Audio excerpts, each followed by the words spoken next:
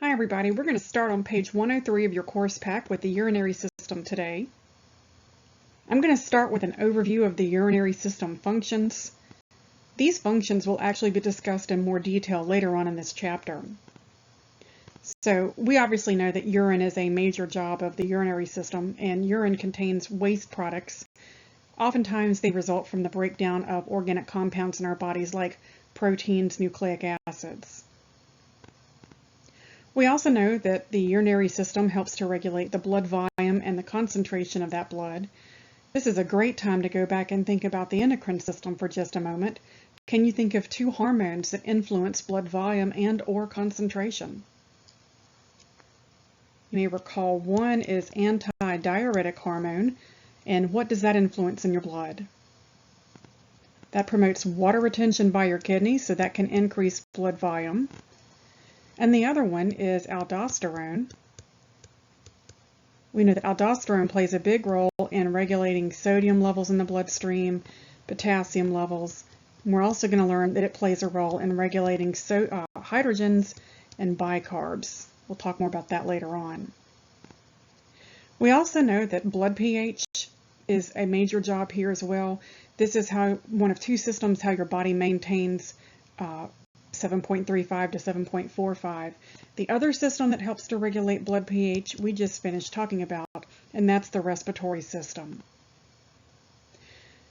All right, regulating blood pressure is a big job here. Once again, we know we have ADH, we have aldosterone, and we'll again mention the renin-angiotensin mechanism. And then finally, just a visit from the past, we discussed back in the blood chapter that EPO, or erythropoietin, plays a role in making new red blood cells. Do you recall the stimulus for EPO? That was low oxygen levels in the blood traveling through the kidneys. Okay, so that's going to be kind of an overview. We will come back and revisit most of these topics in this chapter. In fact, we will have our own very special chapter on fluid electrolyte balance that will take care of blood pH regulation. Let's turn our attention now to talking about urinary system anatomy. This is a really simple system. All we have here are two kidneys, two ureters, one urinary bladder, and one urethra. So compared to other systems, this is a very straightforward, not very complex system. And of course, you may notice by looking at this image that these two kidneys up here near the top of the picture actually aren't positioned symmetrically.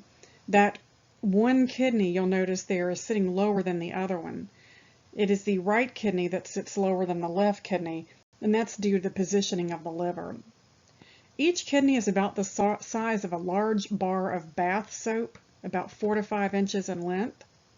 Each kidney has a medial indentation known as a hilus.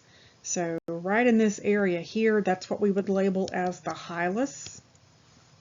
And that is where ureters, blood vessels, come and go from each kidney. You'll notice sitting on top of each kidney, we have an adrenal gland. And each kidney is also surrounded by 3 layers. You really can't see them in this image, but we have a fibrous capsule, a fat capsule, and renal fascia. I'll show you those on a separate picture in just a moment. However, I want to make mention, these kidneys have no bony or muscular structure holding them in place. The only thing that anchors them to the back part of your body wall is simply these 3 layers, the fibrous and the fat capsule and the renal fascia. I make that point because if someone happens to be injured, maybe hit across the back, that can jar those kidneys loose and they can prolapse or slide down the back part of the body wall. And unfortunately, if that happens, the ureters here may become bent, just like a drinking straw, and that may impede the flow of urine down to the urinary bladder.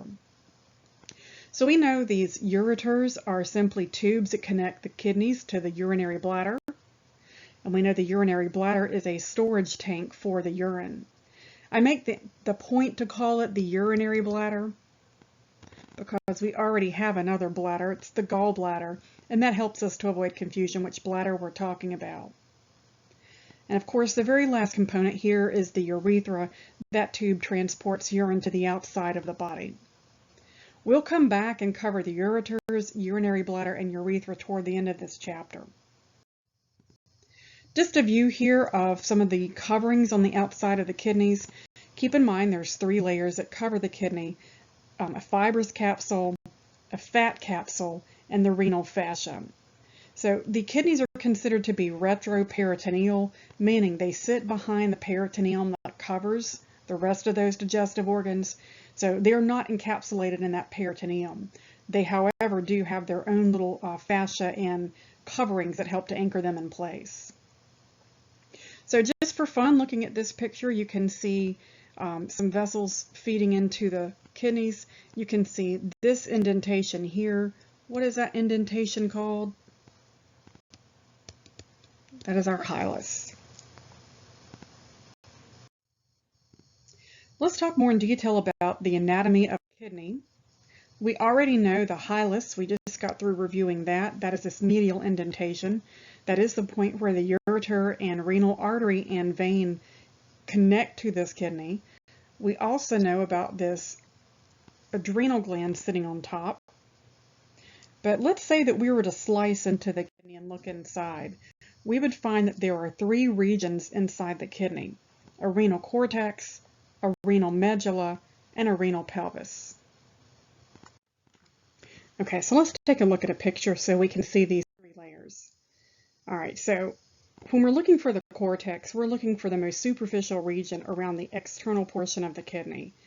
And so I kind of imagine the kidney to be like a piece of fruit. If you were peeling off the skin from an apple or a peach, you'd probably take away some of the underlying fruit flesh with it. And that's kind of what happens when you take off the cortex. You can see the cortex here makes up this outermost portion. Okay, so it's not a very wide area. It is just the outermost layer or region of the kidney. The next region is called the medulla or medulla, and it's really easy to spot. What you should look for are these triangular shaped pyramids. I'm just going to outline one of these here. And each of these pyramids is found in the medulla region. Now, I should also mention there are pieces of the cortex tissue that stick between each of these medullary pyramids, and those are called renal columns. Okay, so these pieces in between here, these are called renal columns. So all through here is what we consider to be our medullary region, with the exception of that little small space between the pyramids called those columns. All right, so we finally find a renal pelvis region, and that is this collection area in here. That's where urine collects prior to being channeled down into the ureter. All right, so those are the 3 main regions. From the most superficial to the deepest region, we have the cortex, the medulla, the renal pelvis, and then now let's talk about the calyces. Okay, a calyx, C-A-L-Y-X, is a single cup-shaped structure in the kidney, and the calyces are multiples of those cup-shaped structures. Try to say that fast 3 times. Okay, so what I'm looking for is a renal pyramid. I'm just going to look at this one right here. You'll notice it has a tip right there, and urine is going to drip from the tips of these pyramids. It comes out here into this area that surrounds that tip. That area is called a minor calyx. So let's go down here. Right here, right around that particular pyramid, this little grooved shape area, this is called a minor calyx. Well, the old saying goes that you have to play for the minor leagues before you go to the major leagues, and that's what happens with urine. A minor calyx is right around one renal pyramid's papilla or tip, and then as those areas converge, we'll notice that multiple minor calyces join to form what's called a major calyx. Okay, let's do it up here. Right here is a renal pyramid. This tip-shaped structure, this is called the papilla. This grooved area right around this cup-shaped structure, that is called a minor calyx, another minor calyx, another minor calyx. And if I come out where they can all join together, then I have a connection there to a major calyx. That would be this region here. Just ignore what it says right there. Okay, so we've got majors leading into the renal pelvis. The renal pelvis allows urine to flow down to the ureter. Okay, So in fact, what we've done now is a pathway. We have a flow of urine that comes from the minor calyx to a major calyx, renal pelvis, ureter, urinary bladder, and then finally the urethra. All right, so that pathway is at the very bottom of page 103. I would encourage you to put a star beside it, highlight it. It's going to become a part of some pathways that we will learn in this chapter. All right, if you'll flip on over with me to page 104, we're now going to talk about nephron anatomy. You'll notice at the very top of the page that nephrons are the functional units of the kidney. So this is where the action of filtration, reabsorption, and secretion occurs. It is in these very small nephrons. Each kidney contains about 1 million nephrons. You can see one here and another there on this particular image. And if we pull those out and look at them individually, this is what a nephron looks like. So when people lose a kidney for whatever reason, the remaining kidney may actually add additional nephrons in order to manage the filtration, reabsorption, and secretion process. Okay, so unfortunately, over time of a lifetime, these nephrons become worn out and the kidney becomes less efficient and less functional at being able to do its job. So you'll notice on your sheet there are two main portions of the nephron, a renal corpuscle and a renal tubule. I do have pictures to follow. We're going to go through and look at those in just a moment, but you may want to use this image that's in your course pack to draw and label with me. You may want to take a moment to flip on over to page 111. One of these nephrons is pictured there, and you can label that as we go through this together. So first of all, we're going to look for the renal corpuscle. This is two pieces, a Bowman's capsule or a glomerular capsule, and a set of capillaries inside called the glomerulus. All right, so this set of capillaries that loop through and not through right here, those are the glomerulus. And this capsule that surrounds it, right around here, that is called the glomerular capsule or Bowman's capsule.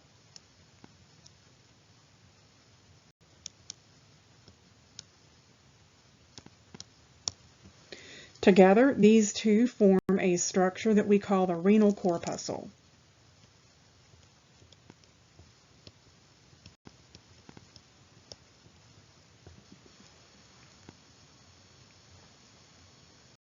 All right, so filtration takes place in that glomerulus. The fluids in the blood are captured by that glomerular capsule, and from there, we're going to travel with the filtrate that's squeezed out of the blood down through the renal tubule. So you'll notice this renal tubule has some twists and turns, and the closest portion of the renal tubule to the glomerular capsule is called the PCT. So I'm just going to say that is this area right in here. Let's label that as the PCT. That stands for the proximal convoluted tubule. If you follow along, you'll notice that this takes a hairpin curve. This portion down here is called the nephron loop.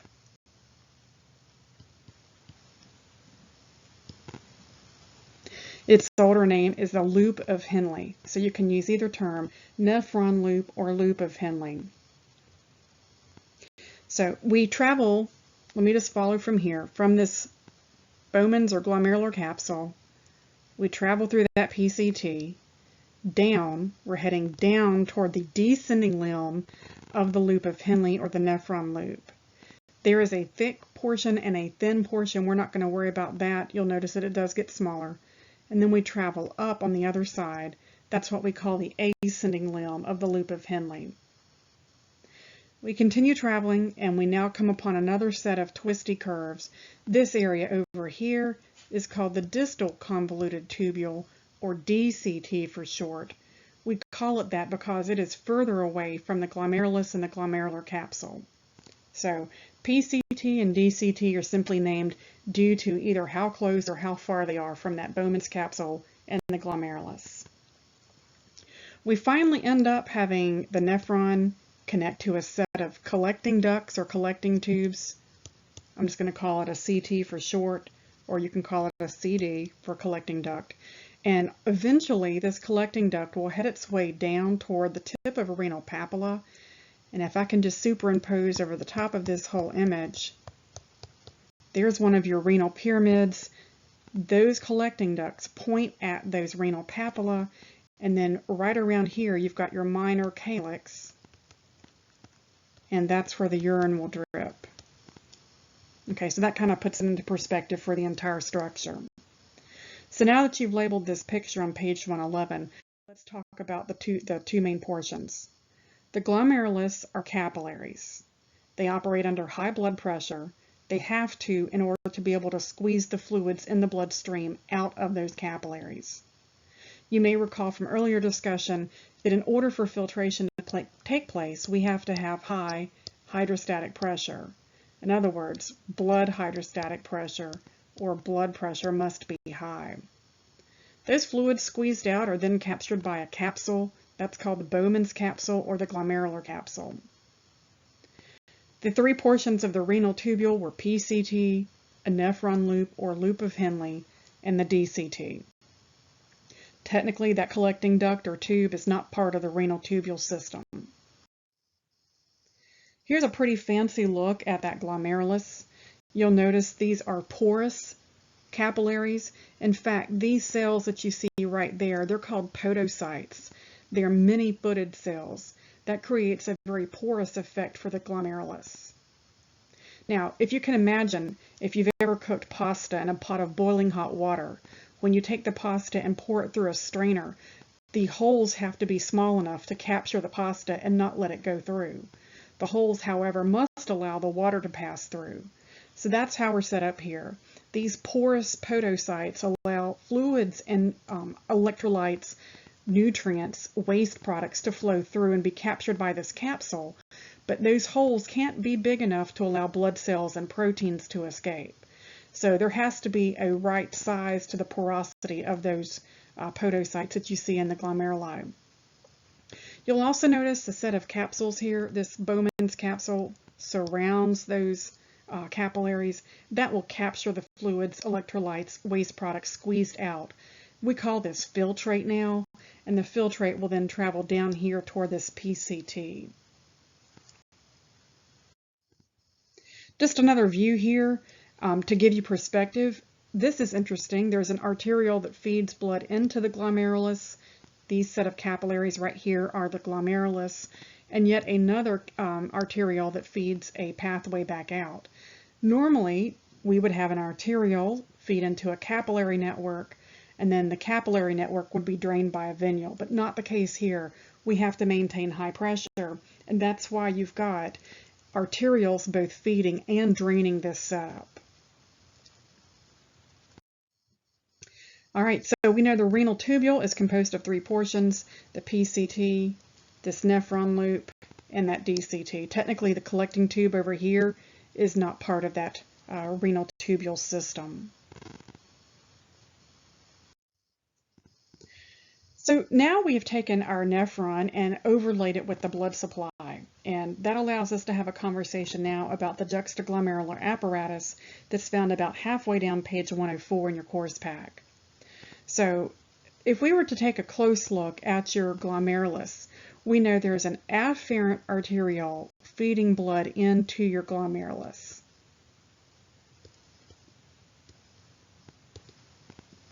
And that afferent arteriole gives rise to a knot of capillaries. We call those capillaries, of course, the glomerular capillaries, or just simply the glomerulus. There is a vessel leading away. It is called the efferent or efferent arteriole. And then, of course, there's a Bowman's capsule or glomerular capsule that surrounds around those glomerular capillaries. And then I'm just going to draw a piece of the PCT that's leading there away from all of that. So first thing you notice is an unusual setup. You have arterioles that both feed and drain this capillary network. There's capillaries in there. And that is unusual because we have to maintain high pressure inside those capillaries. We've got to maintain high pressure in order to create filtration. That pushes fluids out of the capillaries and does not allow them to be reclaimed. That is critical. We do not want reabsorption to occur, not just yet. So if you were to look very closely at this picture, there's a set of cells sitting right in here, and these cells are called the juxtaglomerular apparatus. They contain osmoreceptors that are detecting blood pressure passing through these arterioles, and they're also detecting how much salt is in the bloodstream.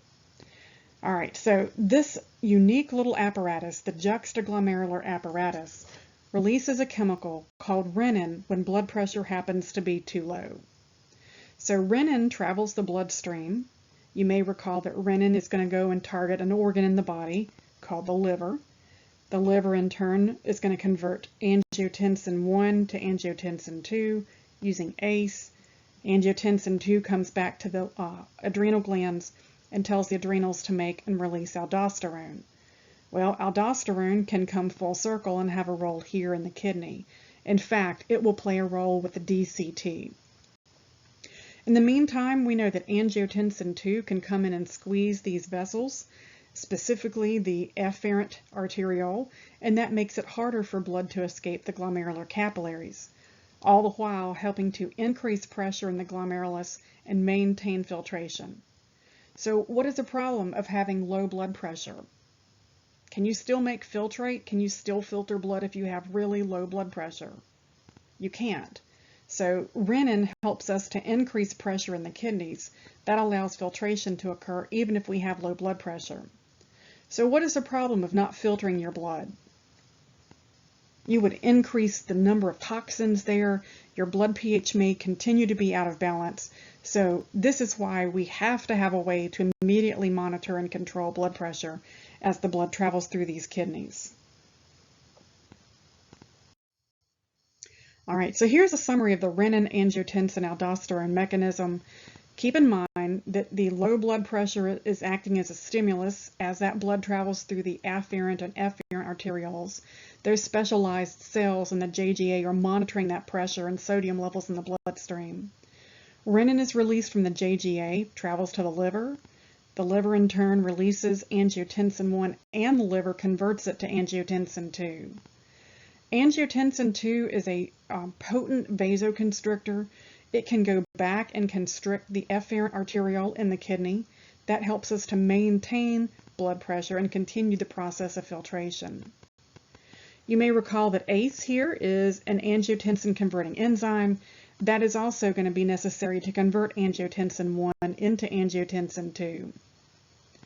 Finally, part of this process is activating the release of aldosterone from the adrenal glands and ADH from the pituitary. Those two will then also help to maintain blood volume and blood pressure. Which one of these increases sodium levels in the bloodstream? That specifically is aldosterone, and of course ADH helps us to increase water in the bloodstream.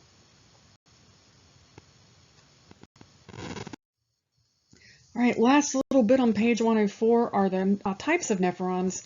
And of course, we've got two types there, cortical and juxtamedullary. The naming is everything because cortex or cortical nephrons sit mostly in the cortex of the kidney, while those juxtamedullary nephrons sit across the boundary between the cortex and the medulla. One thing to notice about them is the length of their nephron loops. You'll notice that cortical nephrons have a rather short nephron loop. I'm going to circle it right there. And these juxtamedullary nephrons have a rather long nephron loop. We're going to learn that that nephron loop is where these kidneys can adjust the volume of sodium and water in the bloodstream. So this ultimately will give us either concentrated blood or dilute blood. And of course, the excess products can be removed in the urine. You'll notice that the cortical nephrons are the most common type. They produce dilute urine. And the reason for that is because they're short, they don't have a lot of opportunity to reabsorb sodium and or water as those fluids travel through the cortical loop of Henle there. And these juxtamedullary nephrons produce more concentrated urine. That means if they're in charge and they're doing the primary function, then the urine will be dark yellow in color. And that also means that the fluids are being kept in the bloodstream. So why don't we pick up with a separate video for page 105, blood flow. So I'm going to put a pause on this video and we'll pick up with a separate one.